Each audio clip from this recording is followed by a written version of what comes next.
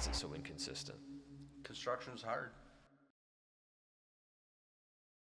Welcome back, everybody. We're really excited. We got the green light, believe it or not, to do another season of Construction is Hard. So coming at you with season 2. Season 2 of Construction is Hard is going to give you the nuggets of coal. And the idea is we're talking to construction executives. We're talking to construction operations leadership for the most part. That's usually who we work with, who it resounds with. We're going to give you all, the conductors of these trains, we're going to give you all these nuggets of coal, and you can turn around and go back to the office, go back to the business, and throw those nuggets of coal straight in the furnace and move the train forward. Isn't that the engineer that does that? Isn't the engineer, the conductor, you do whatever you want. Yeah, you run your train the way you want. All right, I ain't got to go with the engineer. To my right, I have our friend Toby Mitchell. So Toby, I'll pass it over to you real quick for kind of an introduction, how we came to know each other. We met at a conference it's been a long time ago. Number of years ago. I'm Toby with Classic Electric and Consulting out of California. Been in business about 15 years. We're a smaller shop, about 20 people or so. Also, I'm the chair of the Construction Technology Committee with Electri. And ever since I started the business, I wanted to try to become paperless. I always thought that was a complete waste of resources, and I've had a lot of struggles and stuff like that when it comes to trying to be a digital format.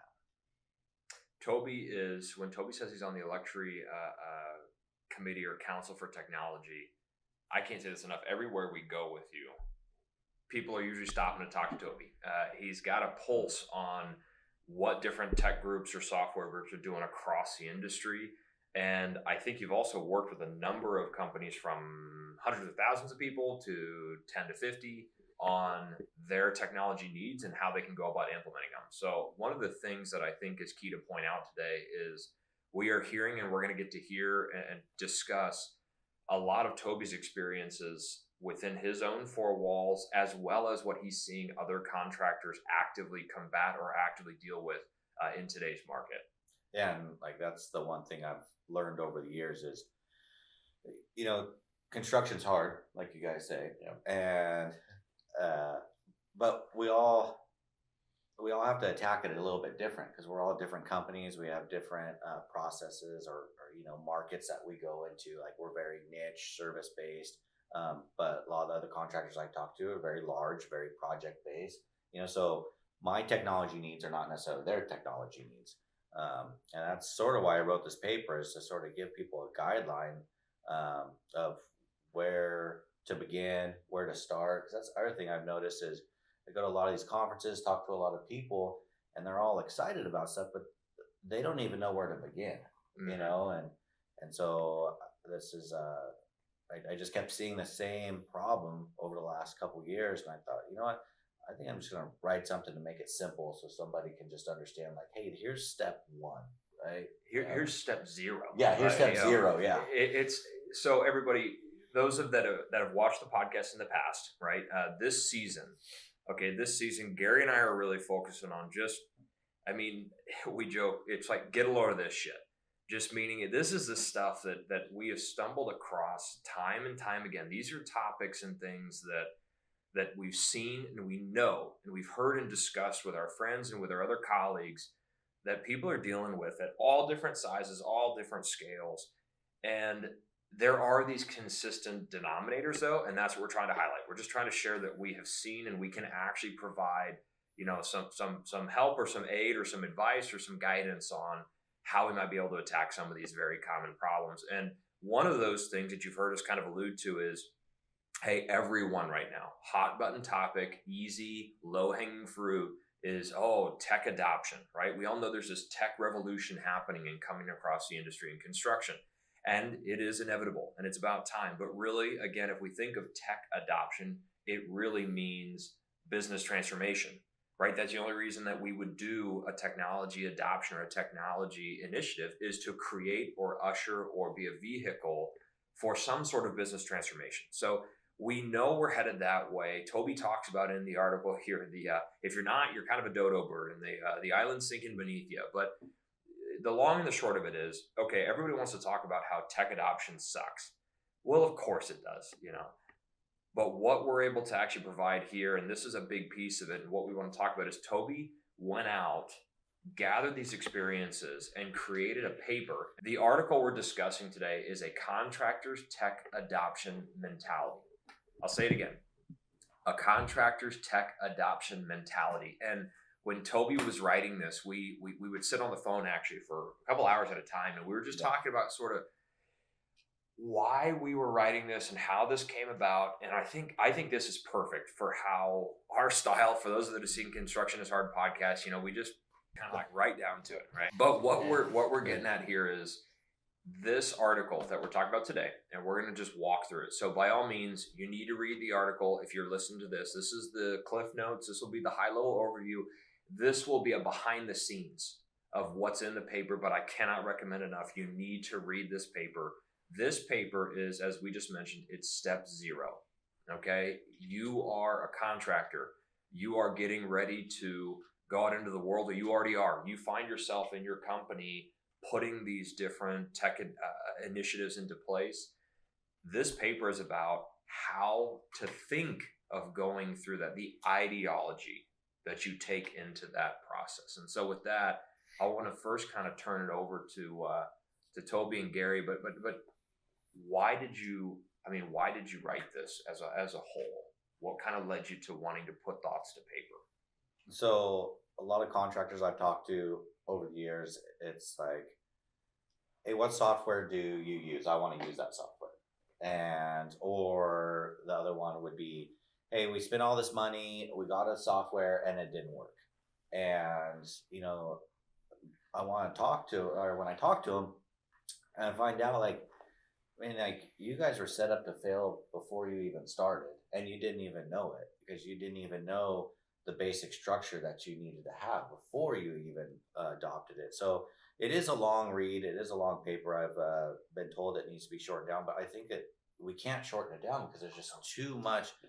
There's too much that we need to talk about. It's not major change. It's just major shift in mindset. It is a mindset, and I'll say that this is very well written. Thank you. It's right to the point. It calls out things that we don't have time as contractors to think about through the course of the day, right? And it's reality. This is what is in here, and the steps to take within this paper is reality. And and I'm of the opinion that if you don't use this as a guideline, you're going to wish you had at some point along the way. This is a very helpful tool for contractors that are interested in getting into technology. And to your point about the process, if you don't have those ideas in mind and you know where you're going with your processes prior to implementing the software, you are destined to fail. So it's a good paper too. Even if you did implement software and you're struggling, it's good to go back and read through the paper and say, oh, okay, this is where we struggled. Oh, we could have done this better. And then you can make that shift, through the process. Because the thing with technology is constantly changing, and our industry is changing all the time. So it's easy to make those shifts even after the fact. But this is surreal for me. So I want to pause real quick. And at this table right now, right, what you have is a contractor who wrote this paper for other contractors at an association at a national level as well, through the associations that you're a part of and you represent. You've got Gary on the far right, for those who don't know, who's been in this industry for a multitude of decades and not only helped run a construction company, but also ushered a lot of their technological needs into it. I'm originally from the software side with some construction sprinkled through. And so this is a really cool meeting of the minds. And we've been really excited about recording today's session for months now. I mean, we've been trying to orchestrate this. We're down here in Florida at another event, but extremely excited to finally bring all this together. So I hope everybody just really kind of appreciates what it took to bring all this together. So with that, first and foremost, I want to call right out from the start. In the article, you call out who this is for, and it's not for the directors of IT. No offense to our IT friends from across the industry. You guys are doing great work, but this article is actually at the company leadership. This is for the company leadership, the operational leadership, and kind of the leadership team as a whole. And I think that's a key thing to point out, that when we talk about this article and who should be reading it, this is worth, if you are a CEO, COO, VP of operations, this could be impacting you. There are other tech softwares and initiatives that the CFO should be reading this, and maybe chief estimator should be involved. But this is about the functional heads of the business and the ideology that they need to take into even before evaluating software. And that's what we'll kind of start jumping right into this. This article, I think it's fair to say it's broken down into sort of 5 sections or 5 parts. The first one, we go through kind of the technology adoption mindset, right? That we are and should all feel capable of this change, because again, we know it's happening, we know it's coming, we know we've got to evolve with it. Then we get into navigating technology and software, right? What are approaches to adoption, how we learn to assess and implement it. We get into the culture piece in number 3. And these are the big 3 that I think we're going to spend most of the day talking about, which is culture, or what needs to happen pre-evaluation, perception, what should happen during your evaluation of software. You're now engaging with vendors or software providers. That is in your evaluation process. And then finally, part 5, the end of the whole thing, it all wraps up with process. And I love that part. That part's near and dear to me, but the process piece is what really you need to be prepared with post your evaluation or during your implementation of the tool into your business. Fair assumptions? Yeah. So I start the article because a lot of times when I talk to contractors, or they're asking me, advice, or saying, hey, it's going to be too hard for us to do change. And I always refer to the fax machine. So I grew up, my dad's a general contractor, and so, growing up in the 80s, watching him do his thing, he does a lot of, he did high-end residential, he did, clean rooms, commercial type stuff. But, back then it was all fax machines and phone calls. And I remember, him being late for dinner because he, has to make all his phone calls after 5 o'clock because that's when everybody got home. But, the big thing was the fax machine, and, everything would come through fax, like, invoices or anything like that. A lot of the communication, paper communication, came through the fax machine. And then, so I use that as an example. It's like, so there was one machine in the middle of his office, and that was pretty much the hub of all communication. And then email comes along, and everybody has email on. Everyone has their own computers. Everyone has their own email addresses and everything. And I tell contractors, what if we applied the same strategy of faxing to the computer, right? Yeah. We would just have one computer in the middle of the office, one email address, and everybody would have to go read all these emails and then print it and give it to somebody or forward it over. And we had no problem as an industry switching from fax machines to email. It was really quick. The payback was right there. We created a whole division, pretty much an IT division to like watch over, computers and emails and stuff like that. And, if you ask anybody, well, no, take your processes and follow the fax machine process. Everybody be like, that's crazy. No one's going to do that. Why would we do that? That's silly. But then I say, okay, well, you're doing that with software. And we were like, oh no, we can't make those type of changes. Our processes are too locked in place. Well, when did the fax machine come out? 70s, 80s? Oh, I was an apprentice electrician, and the first fax machine that I saw, I believe, was about 1980, and it was at the phone company. We were doing a job at the phone company, and they had one to dispatch their service fax, and it was the thing was half the size of this desk. It was massive, and we did buy one and put it in our office, and it was an amazing piece of technology. How that changed the way we operated was pretty impressive for, outdated technology as it is today, but it did have an impact. And pretty soon everyone had a fax machine, and if you didn't have a fax machine, you were way behind the curve. Yeah. You know. And the thing I love about this story is it is so on point today with the idea of I have these processes or I do it this way today and I buy this new tool or this new software, this new tech, and I want it to operate the same way. And it really is. It's one-to-one with, can you imagine, okay, so we took the fax machine out. Here's the computer in the middle of the room. Now everybody go wait to log in to check your emails. Or maybe there's just one email there would account. only be one email. Yeah, there'd be right? one email account. And now we got to say, okay, well, hey, but you don't get to look at my emails and I won't look at yours. Guys, this is the same thing with tech today. It's, oh, I don't want that person using it.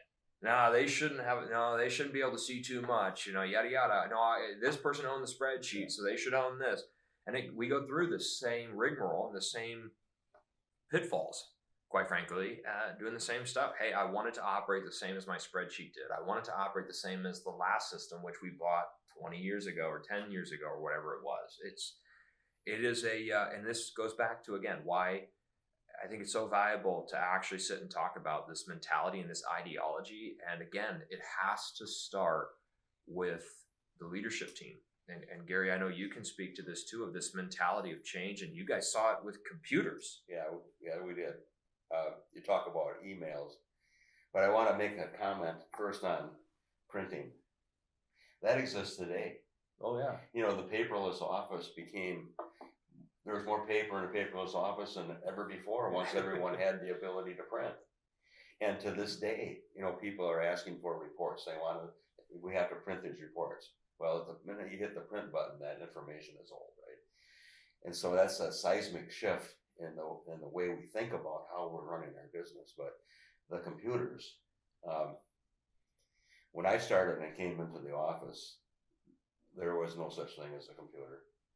You know, if there were, NASA had them and the government had them, but, you know, common everyday businesses, they didn't have computers at all. And we estimated with a calculator that had a tape ribbon on it. And we'd pull that tape and make sure we didn't make math errors as compared against our paper column or sheets that we would use. And then along came the IBM System 36. And that computer was about the size of this table. Might have been a little bit bigger. And the network that it was on was a token ring, which was a biaxial cable that was actually a ring with T-taps in it that would drop down to a dumb monitor.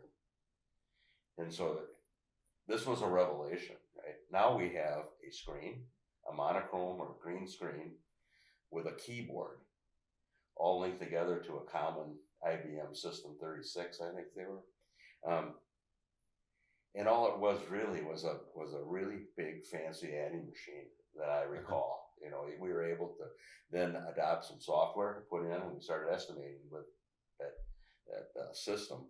And the email was, because it was on the token ring and it was all contained internally, was a ribbon across the bottom of that screen. If someone sent you an email, your email address was 1 or 2 or 3, depending on what your monitor number was. You know, you had a directory. Yeah. I'm going to talk to Gary. I'm going to hit number 11, right? And then you'd have a stream coming across it. And that was just, we can talk to one another without talking to one another now, right? That was quite a revelation. And then along came PCs. And the first PC we had in the office was on a cart that we all shared. And I believe it cost about $3,500. And it didn't have a hard drive in it. It had 2 5.25-inch floppy drives. You would put one disk in to boot the computer up. It was the operating system, because there was no hard drive, right? It had to know what to do to boot up. And then the other slot for the you put the disk in was for maybe Lotus 1, 2, 3 was the spreadsheet, and file storage. Well, that got to be a real pain in the ass after a while. So John went out and he bought a hard drive and put it in. It was a 40 meg hard drive. and we thought, Holy shit. yeah, now we got something. We'll never have to worry about file storage ever again, right? And look what's happened. That was not that long ago. You know, when you think about it, I'm not that old. I don't. Debatable, Well, okay, but yeah. it's up for debate. But 40 years ago, and look at that, the way things have evolved since then. In 40 short years, and what's going to happen in the next 10? Mm-hmm. You know, what I'm hearing is going to be exponentially more than the last 40. The curve is like this. So this is really important stuff we're talking about, right? Because if you don't get on board now, I don't know what's going to happen. I want as time moves on. So that's real my quick, computer story. If you don't get on board, that you have a quote here that I just love. Okay. For it is just that, the next evolution of our industry. Those who look to deny, hide, or ignore this are simply the dodo birds of our industry, refusing to learn to fly as the flock migrates and the island sinks beneath them. And that is, I have seen, even just in the years that we've been working with groups on workforce management technology, we have seen the companies that lean into it and they go, all right, you've got to get on board. Fine, we're going to give this a chance. We're going to go. Versus the ones that are nah, we're good. I've seen groups that are at half the workforce they were 5 years ago because they never leaned into it and they ended up falling victim to it. And people are running circles around it, and it's the impacts of not being on the train are becoming. You see those impacts faster and faster and faster because the rest of the industry is moving faster and faster and faster, and it's ridiculous. And I also want to just point out, I think you have an atypical crowd at this table telling you that. You hear that from all, I get it. There's all these keynotes. We saw one recently of like, oh, the new technology, why aren't you using it already? You're already behind, rah, rah, rah, rah, rah. Trust me, that's not what we're saying here. My old man was a farmer, like 5th generation farmer. And I remember he brought home a computer and he's sitting there cussing it and trying to set this thing up. And he's pissed off. And I remember asking him, why'd you buy that? I'm super young. Why'd you buy that? He goes, This is the way it's going to go. He goes, I have to figure this shit out. This is the way it's going to be. And that's just the way it is. It's like, well, yeah. And you got to get on board. You know, I'm an avid fisherman, and I have fish locators that are very sophisticated computers, but you have to keep up with the current updates on those things, or they're rendered obsolete after a while. I have a friend that has one that hasn't updated his in 5 years. It has failed because of that, because of his refusal to update his fish locator, right? Same thing here, where eventually what's going to happen, to your point, is the people that are refusing and resisting the adoption of this technology that's available now are going to get themselves in quite a jam that's going to be very difficult to recover from. The classic, we're doing okay, we're all right. That's why it makes me scared when I hear contractors tell us that stuff, especially, in our world, specifically the workforce management software, but across the board, you see it. That, unfortunately, I'm not saying that you can't say no to some of these ridiculous tech companies coming at you, but to acknowledge that it could be better, but instead to take a form of appeasement or complacency. Unfortunately, now, like rising tides, that's a problem. Why do I have to do this? My spreadsheet works perfectly. Yeah, it's fine. We're good. Yeah, that's good. Well, a lot of it is labor shortage, right? Like we're all in a labor shortage. Everyone is still hurting. I think the last thing I heard was there's still 6 million open jobs out there, and it's like, well, if you can speed up some of those processes or get rid of the mundane stuff. I mean, that's what AI is doing, right? AI is it's not replacing anybody. It's just getting rid of those mundane things. So your people can do more, or your company can do more with less people. And it's not like you're trying to take jobs away. You just don't even have the people to fill those jobs. So I think that's really important. And I mean, that's the reason for this article. I think everybody's on board that they want to do tech. They know they need to get into stuff like software, technology, something, Right. and they just really don't even know where to begin. And a lot of these conferences that I go to, they almost talk too high level, and I think that's where people get lost. That's another reason I wrote this. Is like, hey, no, it's okay. Here's ground zero. Right. And if you're already at ground zero, or you're at step 3 or 4, like great. But this is for those guys that, don't even know where to start. Like they're just completely lost. And then they talk to, software company, and, they say they can do all this stuff, but they just don't even know how to begin. I would say this article, I think, is even for the companies that have tech teams in place. And I say that because you could be putting a lot of information, technology in place today, but that's why there's this unspoken or unwritten stigma that tech adoption sucks, and it's frustrating. And it's a lot of it is, we get into that in another episode of the podcast this season, but a lot of it can also stem from a software company coming up short and messing it up. It can also come from a contractor not knowing where they are, where they want to go, or having the right ideology around that change. And so that right there, we'll kind of go into, we've got the big 3, right? We have the culture, we have the perception, and we have the process. And so I want to kind of, we'll dive into the culture piece here. Building a technology friendly culture from top to bottom, and it needs to go that way. It needs to go, again, we're talking ops leadership, company leadership, and how do you set that example and the tone and lead the company into that ideology. So you've got kind of the first step in your journey, right? And how you start to begin that tech friendly culture, how you start to establish like that culture and look at it. Yeah, and so it's also important to remember when you're reading the article that they sort of build on each other. So you can't really start with 3 and then go back to 2 and go back to 1. It really works better if you just start with 1 and then move to 2 and then move to 3. So, but culture is a huge thing. Culture, and it has to come from the very top, right? When we say we're going to introduce some technology or software, you got your field people who think that they might be, oh, they're just trying to replace me or get rid of me. So then there's that fear. And, if not everybody's on board, if you can't have a vision and get everyone on board with that vision and consensus, you're going to have sabotage. And it's not that the people are vindictive and want to sabotage it. It's just is going to naturally happen. And so, you got to build a culture where it's like, hey, no, this is okay. And you have to build a culture that is okay with failure. Hey, oh man, this is not working.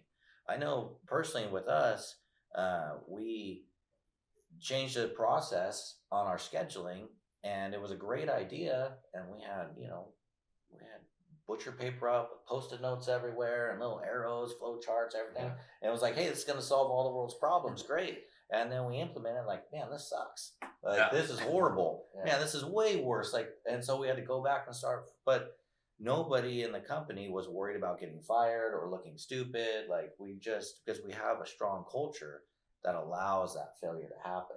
And so that's the biggest thing. As far as cultures, make sure that you have a culture built around technology. That hey, we're going to be trying these new things, and some are going to work and some aren't, but we're really going to try to vet it because you don't want it to fail. Mm-hmm. Along those lines, I was watching a basketball game the other night. I talked to the coach afterwards, and they were talking about a particular player and why he was so successful. And he said that he plays the way he does because he's not afraid of the consequences. Right? You have to be bold. You have to, trust that you're doing the right thing and move forward, and don't be afraid of the consequences, because you are, to your point, it's gonna be a rough road, but if the people are all on board, that is vitally important.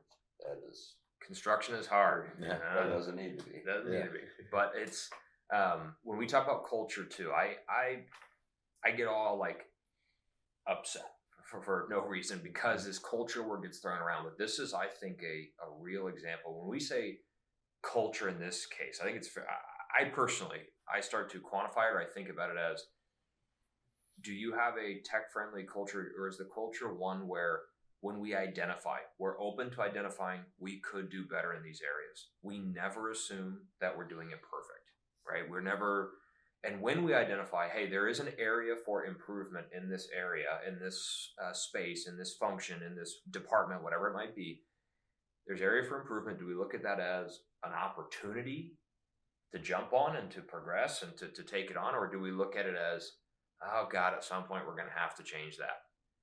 And then when we identify that, hey, here's an area of opportunity, and we go to the team and we say, here's something that we could do better as a company, and here's how we think we're going to go about it. What do you all think? What do you guys think? You'll know how your culture is and how the response you get.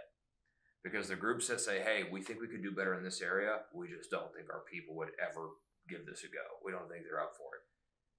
That's a culture problem. Yeah, and part of that, and to your point, Toby, it comes from the top, right?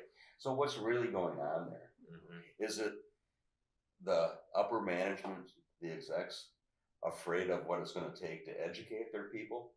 Not train, but educate their people that everything's going to be fine and this is the direction we're going. And I think there's a lot of that comes into play as well. So the culture does start at the top, and you have to have a conviction that, yes, I'm going to spend the time and put out the effort to bring these people on board and educate them as to why we need to do this.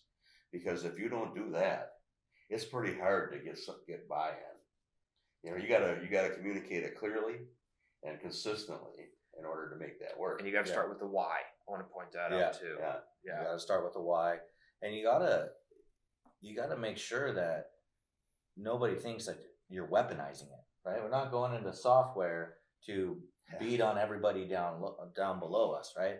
And so, so you have to start with the why and get that goal out there. Let everybody know, here's why we're doing this, right? Because we don't want burnout.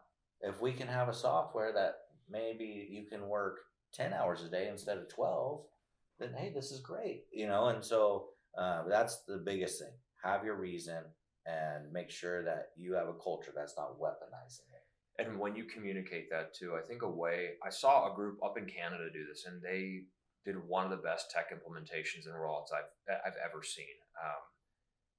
They first brought the team together. They knew they had an area of opportunity. They knew they struggled as a business in a certain area. And the first thing they did, as they built the culture, they were following this ideology without even knowing it, right? But they built the culture you're talking about by first pulling the team together and saying, hey, everybody, we want your input. We think there's a part of our business here that could do better. And here's why we think that. But what do you guys think? Do you guys think we could do better here? Do you think we could, hit our profit margins closer? Do you think we could improve on our forecasting? Whatever it might be. And it seems like it's painful doing it this way. What do you guys think? And they got the team to indeed buy in and become part of the problem solvers and problem identifiers at that moment. And they said, yeah, you know what? It would be nice if we could do it faster and easier. And it would be nice if we didn't have to deal with this meeting and this spreadsheet or whatever it might be.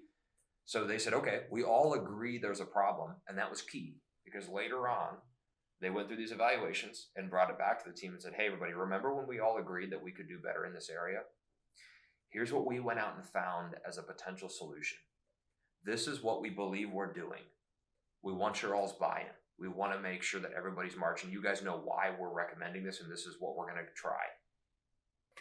They were implemented so fast, and their team jumped into it, and they were pushing the trainings. They were asking in-depth questions. It was incredible, and I'm very convinced that it is because we didn't breeze over, hey, everybody, remember, here's why we started this. Here's what we went out to fix originally. Now we're on this path together, and we need to all be pulling the sled or pushing the sled, in the same direction. And that, I think, is part of this culture piece of leading with the why and letting people know what you're trying to achieve in the bigger picture, and then what is their piece of the puzzle help create and help bring together. Yeah, I was consulting with a contractor, and it's actually in the article, but he was wanting to switch softwares, and he was actually called and asked me about the changing softwares and that type of process. And I'm asking him why he wants to change softwares. And he said, well, I really need my guys to clock in and clock out, and they're not doing it. And I think this software is going to solve all those problems so I can get accurate times on everything. And I told him, I was like, your software is not your problem. You have a culture problem. I'm like, you're telling these guys that you want to be clocking in, clocking out. You want these super accurate cost codes, but you're not telling them why.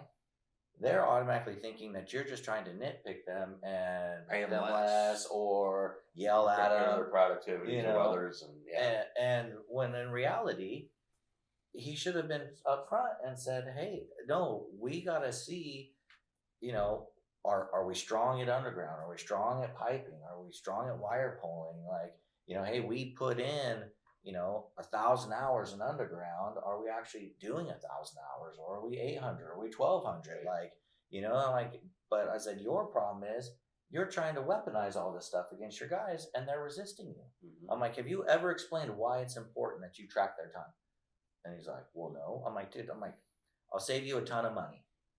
Just bring everybody in for one day, pay them, order breakfast, lunch, dinner, and just explain to them the importance of why tracking time. Bring the estimators in, tell them why it's important. Bring the project managers, HR, payroll, everybody, and say, this is why it's so important. But that's a culture thing. And culture's you're not gonna come in your company and say, all right, new culture today, and this is how we're all thinking. I mean, this is a long process, right? The article referenced 6 to Yeah. 12 months. Like Yeah. and I think that's accurate. Yeah. I mean, you just got to make sure you give it some time, because you don't want it to fail. And, and then you're going to have a lot of fears, like I said, people think that management might be weaponizing this against them, or you're going to have older generation who are going to say, oh no, I hate technology, right? Like you brought up your fishing equipment. That's my most favorite thing. I was talking to another contractor and to one of their head guys, and he's like, yeah, I hate technology. I don't use technology at all. And I was like, oh really? And I was like, so what do you do for fun? And he's like, oh, I go fishing. And I'm like, oh sweet. I'm like, what type of fishing do you do? And big lake fishing guy. Like, I'm from California. We have small lakes, right? And anyways, in the Great Lakes, and he's like, oh, I got this 3D fish finder that'll tell you the depth of the fish, how much it weighs, how old it is, it's got a It's got a hemorrhoid. What's going on? Yeah, exactly. Yeah, right. Yeah, exactly. And I'm like, really? And he's like, oh yeah, I got this little screen and it tells me all this stuff. And I'm like, that's technology. And then it all clicked to him, like, oh yeah, I do use technology all the time, and my most favorite thing too is the quick, easy one is do you text your grandkids? Do you text your kids? Oh yeah, I text all the time. Well, then that's technology, right?